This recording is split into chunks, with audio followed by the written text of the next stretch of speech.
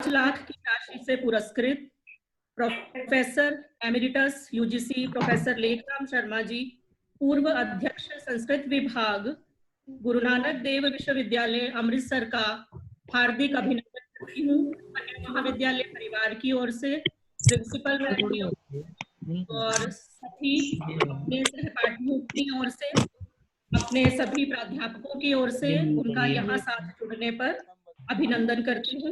एक बार आवाज क्लियर नहीं हो रही, मुझे लगता है आवाज नहीं आ रही। गुरुजी नमस्ते। आप अपना स्पीकर ऑन कर लीजिए। ये तुम्हारी आवाज, तुम्हें आवाज आ रही है उन लोगों की? हाँ जी। तुम्हारी अब मैं प्रोफेसर लेखराम शर्मा जी से निवेदन करती हूँ कि वे कृपया अपना विशिष्ट वक्तव्य प्रारंभ करें। प्रोफेसर लेखराम शर्मा जी। धन्यवाद मैडम प्रिंसिपल महोदया, डॉक्टर नील शर्मा जी, डॉक्टर विनोद जी, डॉक्टर माया जी, खुराना जी, डॉक्टर आर्या जी और बहुत से मेरे सम्माननीय विद्वान। आज हम विषय करेंगे कि भारतीय संस्कृति के जो प्रमुख तत्व हैं, जो प्रमुख एस्पेक्ट्स हैं, वो संस्कृत साहित्य में किस प्रकार सूचीबद्ध किए गए हैं या हमें क्या निर्देश दिए गए हैं। एक कहा गया है कि साक्षात्कृत धर्माणो ऋषियों भूः, कि ऋषियों ने धर्म का साक्षात्कार किया और वो उपदेश उन्होंने हमारे लिए आगे दिए। तो जो ऋषियों के निर्देश थे, ऋषियों के उपदेश थे, उनका मार्गदर्शन था, वो हमारी जीवन शैली का आधार बना और वो अवश्य हमारी संस्कृति का आधार बना। तो किसी भी देश के लिए, किसी भी क्षेत्र विशेष के लिए, किसी भी समाज के लिए क्या आचार व्यवहार होना चाहिए और हमें हमारा दैनिक आचरण क्या होना चाहिए, एक दूसरे में से हम किस तरह संपर्क करें, क्या व्यवहार करें, परिवार में हमारा क्या संबंध होना चाहिए, हमारे नैतिक दायित्व क्या क्या होने चाहिए जिन्हें हमें पालन करना है। तो इस तरह के जो हमारे सिद्धांत हैं वो हमारी संस्कृति के अंग हैं और वो हमें ऋषियों ने परंपरा से निर्दिष्ट किए। तो भारतीय संस्कृति विश्व की संस्कृति का आधार बना है। हमने मार्गदर्शन पूरे विश्व को दिया है और इसी के लिए यजुर्वेद उद्घोष करता है कि सा संस्कृति, सा प्रथमा संस्कृति विश्ववार्या, कि ये विश्व की आधारभूत संस्कृति है, विश्व की ये मार्गदर्शक संस्कृति है।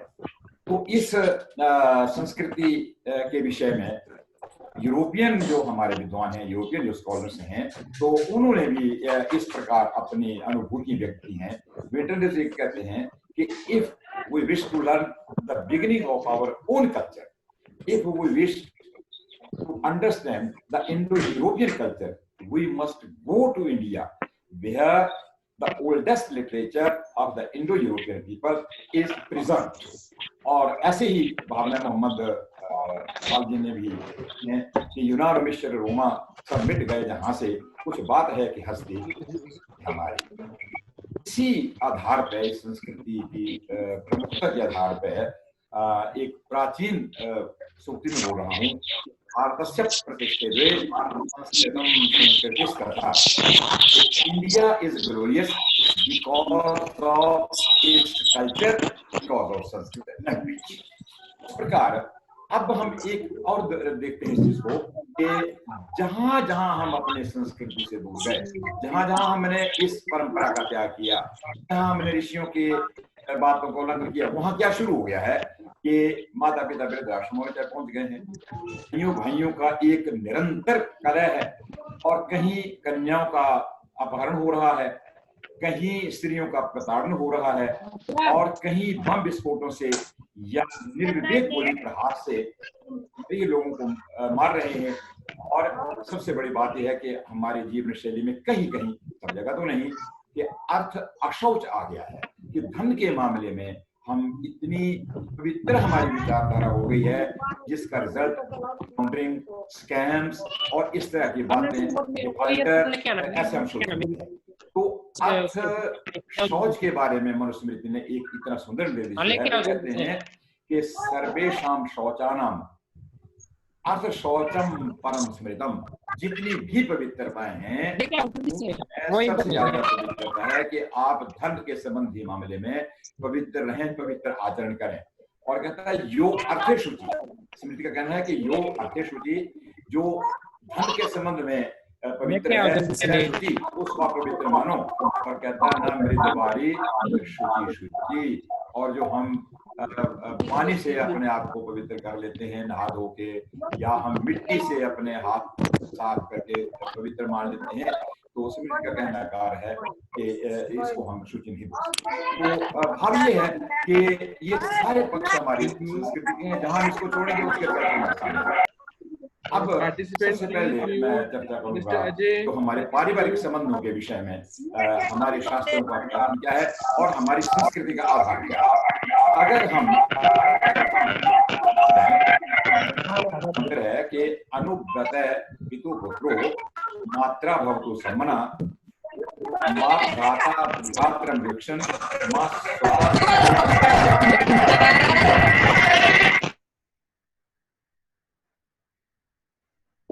कि जो उसके पिता का आचरण है, जो उसके पिता की योजनाएं हैं, जो उसके पिता की विचारधारा है, उसका पालन करे। और उसके साथ साथ मात्रा भवतु सम्मना, माँ के साथ भी उसका मानसिक जो विचारधारा है वो उसमें ऐक्यमत्य है। और माँ भ्राता भ्रातरं वृक्षं, कहता है कि भाई भाई से द्वेष ना करे, और माँ स्वरम मुतस्वसा, और बहन भी बहन से द्वेष ना करे। ये हमारी संस्कृति का एक, कि हमारी पारिवारिक संस्कृति कैसी हो, ये एक आधार है।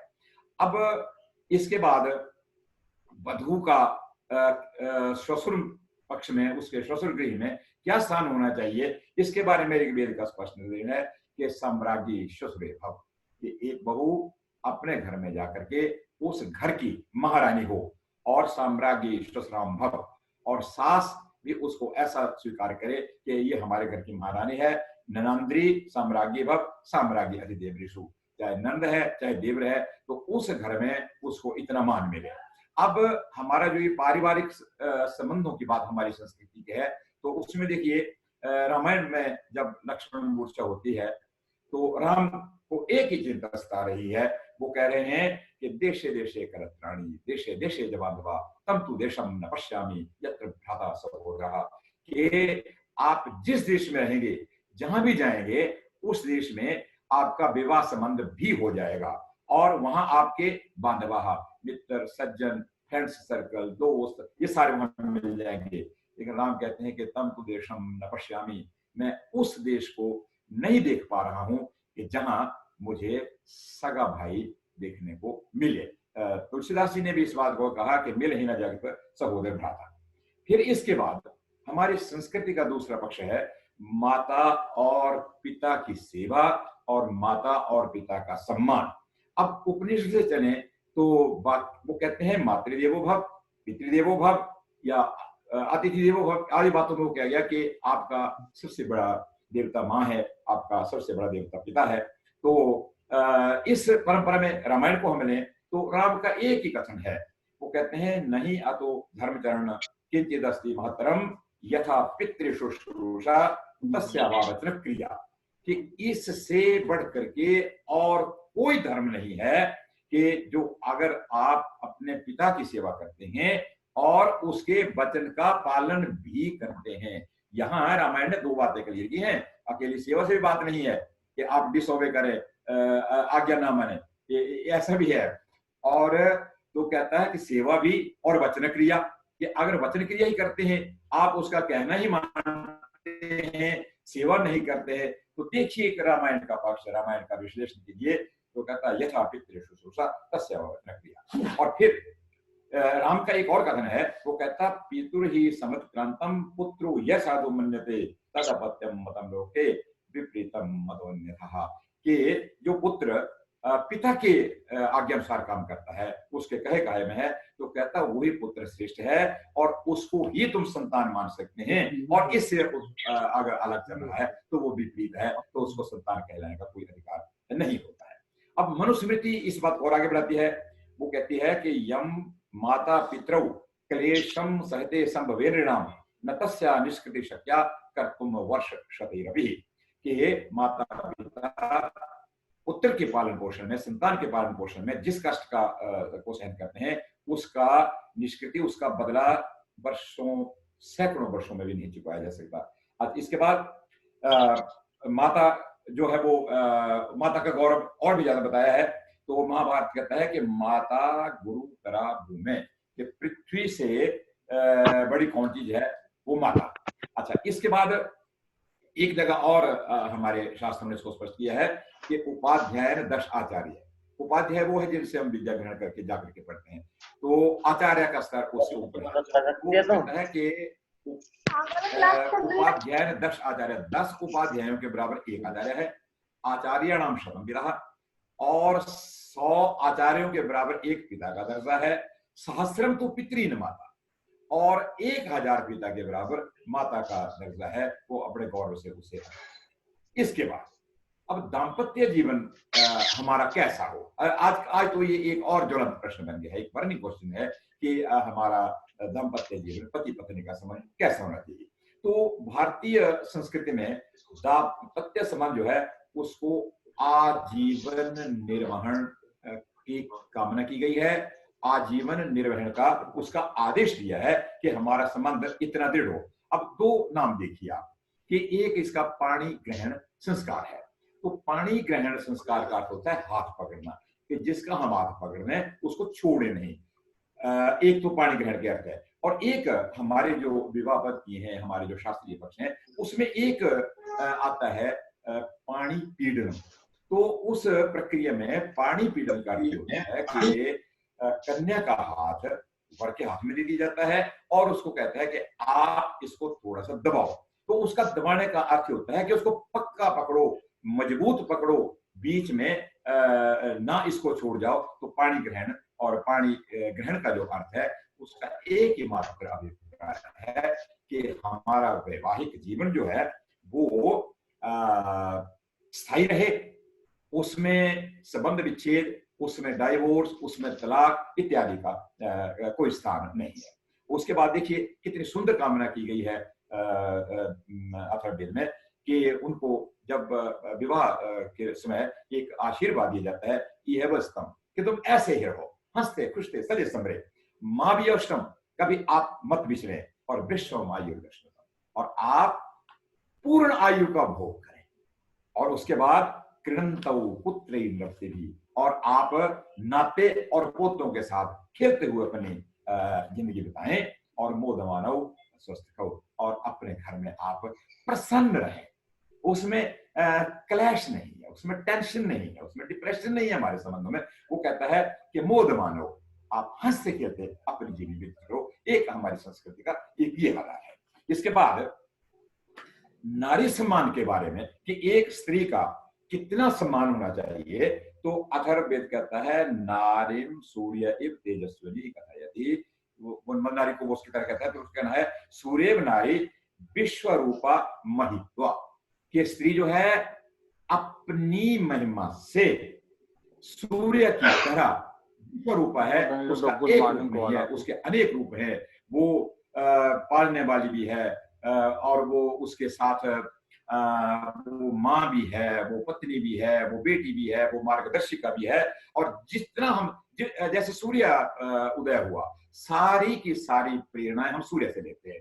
चाहे हमने किसी काम में होना है, चाहे हमने एनर्जी लेनी है, चाहे हमने और कुछ भी करना है। तो वैदिक आधार देखिए कि स्त्री के बारे में वेद का कथन है कि वो सूर्य की तरह है, और जो रोल हमारे जीवन में सूर्य का है वो स्त्री का है। इसके बाद आगे स्मृति में आइए, तो उसने तो स्मृति ने तो ये झमेला खत्म कर दिया। उसने तो एक बात कही कि यत्र नार्यस्तु पूज्यन्ते रमन्ते तत्र देवता, यत्र एतास्तु न पूज्यन्ते सर्वास्तत्र फलाक्रिया, कि जहां स्त्रियों का सम्मान है, जहां पूजा से ये अभिप्राय है कि जहां इनका सम्मान है, तो वहां देवताओं का वास है, और जहां स्त्री जाति का सम्मान नहीं है, वहां आपकी सारी क्रियाएं निष्फल हैं। उसके बाद जो हमारी आगे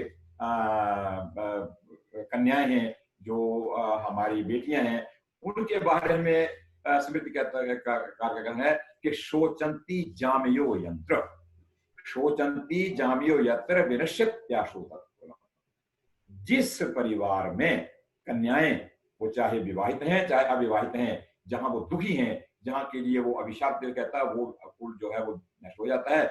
न शोचंती तो यत्रेता बढ़ते तद्धि सर्वदा, जहां इनको कोई कष्ट नहीं है, जहां इनको कोई शोक नहीं है, वहां ये सदा बढ़ते, वो कुल जो है वो आगे बढ़ते बढ़ते हैं। अच्छा, इसके बाद याज्ञवल्क्य स्मृति कहते हैं अब कहता सोमे शौचम, सोम ने स्त्रियों को पवित्र करी, ददवासम गंधर्व शुभांग्रम। एक स्त्री का स्वरूप हमारी क्या धारणा होनी चाहिए, वो उसके बारे में याज्ञवल्क्य स्मृति के पवित्रता तो सोम ने दी, और ददवासम गंधर्व शुभांग्रम, और शुभ वाणी जो है, मीठी वाणी जो है, वो दी है गंधर्व ने। और उसके बाद पावक सर्वमेध्यत्वम, और आग ने स्त्रियों को सब प्रकार के पवित्रता दे दी है। जैसे आग में संशोधन की शक्ति है, आग में पवित्र करने की शक्ति है, तो उसी प्रकार आग ने इनको पवित्र होने या रहने की शक्ति है। मध्यावई योषित हो गया था, इसलिए वो हर दृष्टि से पवित्र है, हर दृष्टि से वो सम्मानीय है। फिर हमारी संस्कृति का एक और पक्ष आता है अतिथि परायणता। तो अतिथि और अभ्यागत, ये दो शब्द है। अतिथि वो है कि जिसके आने की कोई तिथि नहीं है, जो विदाउट डेट आपके पास आता है, और एक अभ्यागत है। अभ्यागत है जस्ट अराइव, उसकी कोई उम्मीद नहीं है, कोई कुछ नहीं, वो एक संयोग बना और वो हमारा अतिथि बन गया। तो दोनों ही प्रकार के, अतिथि के लिए भी और अभ्यागत के लिए भी हमारे शास्त्रों में कहा है, उसने कहा है अतिथि से भी ऊपर अभ्यागत को ले गया है कि सर्वस्य अभ्यागत हो। ये अभ्यागत जो है, जो आपके घर में अचानक आता है, किसी संयोग वश आता है, किसी परिस्थिति वश आता है, तो कहता है वो सबका गुरु है। तो उसके बाद कहता है कि उसने मनुस्मृति कहता संप्राप्त है तो अतिथि प्रदद्यात आसनोदके अन्नम चैव यथाशक्ति सत्कृत्य विधिपूर्वकम, कि जो आपके घर में अतिथि आता है, वो उसको आप यथाशक्ति अन्न दीजिए, उसको आप यथाशक्ति उसको जल दीजिए। और देखिए विधि पूर्वकम की बात इसने कही है और यथाशक्ति की बात कही है। ये नहीं है कि आपने उसके लिए कोई स्पेशल डिश का अरेंज करिए, जो कुछ आप दे सकते हैं आप उसको दीजिए। एक और विधि पूर्वकम की बात शास्त्र का, विधि पूर्वक अर्थ है कि उसको सम्मान पूर्वक, एक ठीक ढंग से, उचित रीति से, कोई बाहर समझ करके नहीं, वो समझ कर नहीं। और चाणक्य सूत्र में लिखा है कि अतिथिम अभ्यागतम पूजियेत यथाविधि, उसने भी यही कहा है। और उसके बाद हमारे नीति ग्रंथ कहते हैं पूजनीयो यथायोग्यम सर्वदेवमय अतिथि, कहता है कि उसकी अतिथि क्या पूजना है, क्योंकि उसमें सारे देवताओं को उसमें वास होता है। अगर आप अतिथि की पूजा कर देते हैं तो उसमें सारे देवताओं की आप पूजा कर देते हैं। इसके बाद अब अतिथि के बारे में ये हमारा कोई भाई भेदभाव, कोई क्राइटेरिया से हमें दूर रखता है। वो कहता है बालो वा यदि भव, ये नहीं देखना है कि ये अतिथि इस स्तर का है, ये ऐसा है, नहीं। वो कहता बालो बायली बाबिता, वो चाहे बच्चा है, वो चाहे वृद्ध है, युवा व गृह मार्ग है, चाहे वो नौजवान है, जो आपके घर में आ गया, बस आप उसको ये समझिए कि मेरे घर में आया हुआ है। और तस्य पूजा विधातव्या सर्वस्य, क्योंकि उसकी पूजा करिए और वो सबका गुरु है वो।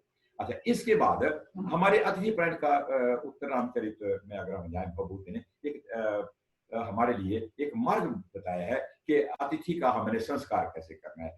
जब वो वन देवता और तापसी का आपस में वहां जब संवाद है, तो अब देखिए वो तापसी को वन देवता क्या कहती है। वो एक भभूति की बात है, अतिथि प्राणता की बात कर रहा है।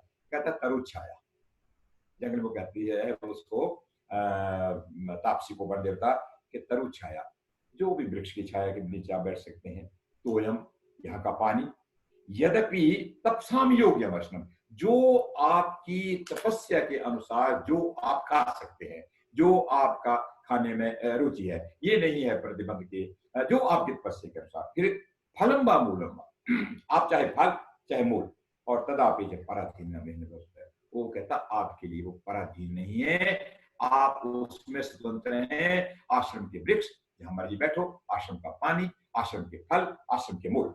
और एक अच्छा शब्द भभूति वगैरह यथेच्छा भोग्यम, जो आपकी इच्छा है, जैसा आप करना चाहते हैं, वो वर्णमिदमयम मे सुदिवस है, दूसरी बात और प्रभुति ने की, जितनी हम व्याख्या करें शास्त्रों की, वो कहता है कि वनम इदम अयम में, कहता है ये जो वन है ये अब मेरा वन आपका हो गया, मेरा आश्रम आपका हो गया, यानी मेरा घर, मेरे जो संसार है वो आपके हो गए। और मे सुदीप से वो भार नहीं समझ रही है, I have a good day, you reach at my आश्रम, कि आज मेरा तो कहता सताम सर्वी संज्ञा कथम भक्ति प्रभुति कहते हैं कि अच्छे आदमियों की मैंने तो पुण्य होते। जब हमारे घर में कोई अतिथि आता है, जब हमारे घर में कोई अतिथि आता है, तो आप पुण्यशाली समझिए, आप उसको अपना सौभाग्य समझिए।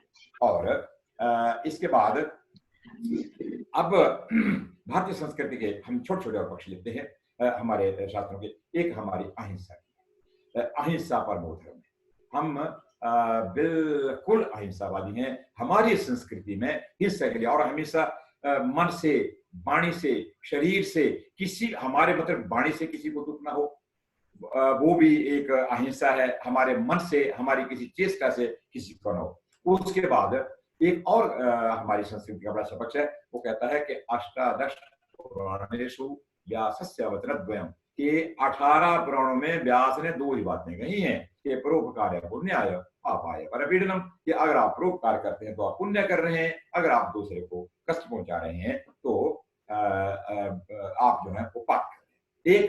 एक हमारा उद्घोष तो है, वो तो सब जगह देखने के सत्यमेव जयते नान्वितम, कि सदा सच की जीत होती है। तो सत्य बोलने की ओर भी तो हमारे बड़े बड़े अच्छे उदाहरण हैं, या युधिष्ठिर हैं, या हरिश्चंद्र हैं, या और ऐसे लोग हैं कि जिन्होंने सत्याग किया।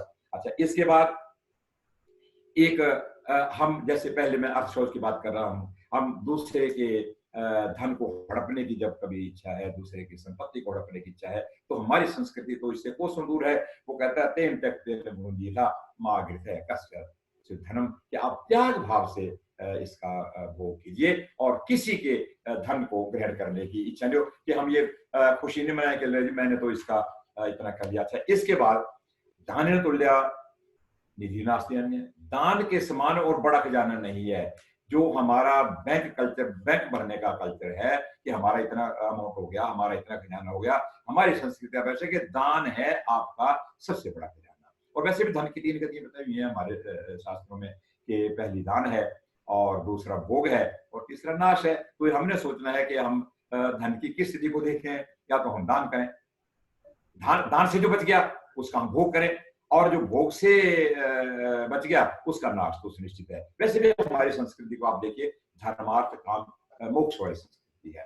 तो हमारी संस्कृति धर्म से शुरू होती है और मोक्ष पे खत्म होती है। धर्म के बाद हमने अर्थ को रखा हुआ है। पहले हम धर्म पूर्वक आचरण करें, विवेक पूर्ण आचरण करें, उसके बाद हम अर्थ का करें, धन ग्रहण की इच्छा उसके बाद करें, धर्म साथ जुड़ो वैसे, उसके बाद हम कामनाओं की ओर जाएं, हमारी कामनाओं की पूर्ति करें, और उसके बाद हमारा जो हमने धर्म से शुरू किया और अर्थ काम से होते हुए हम मोक्ष को चले गए। इसके बाद महाभारत आदि जगह में बहुत सारे कहते हैं, एक बात कहिए कि हमने करना क्या, हमारा सामाजिक व्यवहार कैसा होना है। तो कहता आत्मन प्रतिकूलानी परेशान न समाचरित, कि जो बात हमें स्वयं को अच्छी ना लगे उसको हम दूसरों के प्रति भी ना करें। इसमें सब कुछ ही आ गया। जो हम अपने लिए नहीं चाहते हैं वो हम दूसरों के लिए भी नहीं करें, तो इससे अच्छा। और फिर उसके बाद को धर्म है भूत दयाम देना, और कहता है कि अगर आप प्राणियों के ऊपर दया नहीं करते तो आप कौन सा धर्म निभा रहे हो। तो एक हमारी संस्कृति दया से जुड़ी हुई है। तो इसमें बड़ा सुंदर कहा है कि हम अपनी इच्छाओं की पूर्ति के लिए किसी जीव का वध करें, किसी प्राणी का वध करें। वो कहता है एक क्षण का वृद्धि, एक का तो आप थोड़ी देर के लिए एंजॉयमेंट है, अन्य प्राणी भी दूसरे की बेचारे की जान चली गई, और उसके परिणाम भी आ रहे हैं, जैसे भगवान वगैरह से आने शुरू हुए हैं। अच्छा, इसके बाद एक हमारी संस्कृति विश्व बंधुत्व की ओर लेके चलती है। हम अपने प्राय का भेद हमारी संस्कृति से करती है। वो भौगोलिक रेखाओं में नहीं बांटती है, वो किसी देश विशेष की रेखाओं में नहीं बांटती है। वो कहते हैं कि अयम निज, ये अपना है, परोवेती या दूसरे का है। कहता है ये गणना लघु तीर्थम, ये तो छोटे दिल वालों की गिनती है, और उदार चरितानाम तु वसुधैव कुटुंबकम, सारे जो पृथ्वी है वो मेरा अपना परिवार है। इसके बाद तो वेद का भी कथन है कि मित्रस्य चक्षुषा समीक्षे मित्रस्य चक्षुषा समीक्षामय, कि हम मित्र की आंख से सबको देखें। मतलब समीक्षे यहाँ उत्तम पुरुष एक वचन है, मैं देखूं और फिर हम समीक्षा, फिर हम सब देखें। शुरू किसने करना है? मित्र की आंख से देखना मैंने करना है, मेरे से स्टार्ट होना है। अच्छा, उसके बाद एक हमारी बड़ी सुंदर कामना है कि सर्वे भवन्तु सुखिनः सर्वे सन्तु निरामयाः। हमने किसी वर्ग की, किसी क्षेत्र की कामना नहीं की है, हमने सब की कामना की है कि सर्वे भवन्तु सुखिनः सर्वे सन्तु निरामयाः। सारे रोग हैं, सर्वे भद्राणि पश्यन्तु, सारी अच्छी अच्छी बातें देखें। माँ कश्चित दुख भाग भवेत्, दुख का भागी कोई भी नहीं बने। वहां हमारा श्लोकार कश्चित शब्द लगाया है कि कोई भी दुख का भागी नहीं बने, और जहां लाभ की बात कर रहा है वहां उसने सर्वे के लिए कामना की है। अच्छा, फिर इसके बाद एक जो विशेष पक्ष है कि हमारा जीवन शैली, हमारा सामाजिक, वो कहता है मातृवत परिदारेषु। अगर हमारे ये आता है तो जितने हमारे ऐसे घृणित कांड हो रहे हैं, जो दिल दहलाने वाली घटना हो जाएंगी, वो कहता है मातृवत परिदारेषु। कहता आप दूसरे की पत्नी को अपनी मां के समान समझिए, परद्रव्येषु लोष्टवत्, और दूसरे के धन को मिट्टी समझो, मिट्टी है ये, और आत्मवत् सर्वभूतेषु, और कहता है कि सबको आप अपनी तरह ही समझें। और यह पश्यति स पश्यति, जो देखता है स पश्यति, वही देखता है।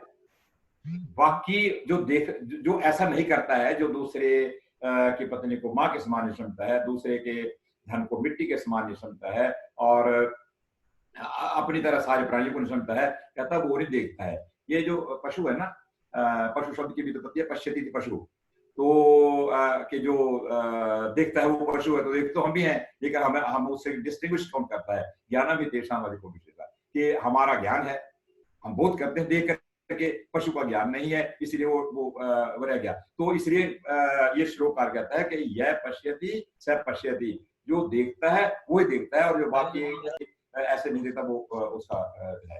अच्छा, इसके बाद शांति तुल्यम तपोनास्ति, फिर न संतोषात् परम सुखम, संतोष सबसे बड़ी बात है।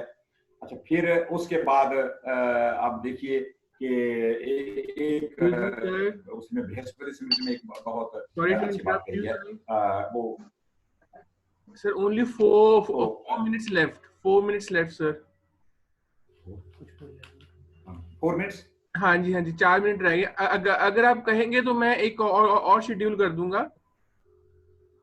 मैं 4 मिनट में करता हूँ जी। तो इसके बाद हमारी एक संस्कृति का विदिन 4 मिनट्स एक और बड़ा पक्ष है। रामायण में हम जाएं, रावण की मृत्यु हो चुकी है, उसका दाह संस्कार की बात है, तो विभीषण कतरा रहा है कि मैं इसके जाऊं या नहीं जाऊं, क्योंकि वो जैसे हमारी एक सीन्स भी है ना, पेशाइयां किते बधाइयां किते, फिर तो देखिए आदर्श संस्कृति है, मनंतानि वैराणि न प्रयोजनम क्रियामस्य संस्कार है मम पीशे यथा तव। वो कहते हैं कि मेरा बैर रावण से मरने तक था, अब तक मेरा कोई बैर नहीं है, इसका आप संस्कार करिए। मम पीश है यथा तव, ये मेरा भी वैसा ही भाई है जैसा आपका भाई है। तो इससे बढ़कर क्या होगा, तो हम इस संस्कृति की ओर जाएं और हम शास्त्रों के बताए हुए आदर्शों का पालन करें, उस वजह में बहुत बहुत धन्यवाद आपको, बहुत बहुत थैंक यू सर।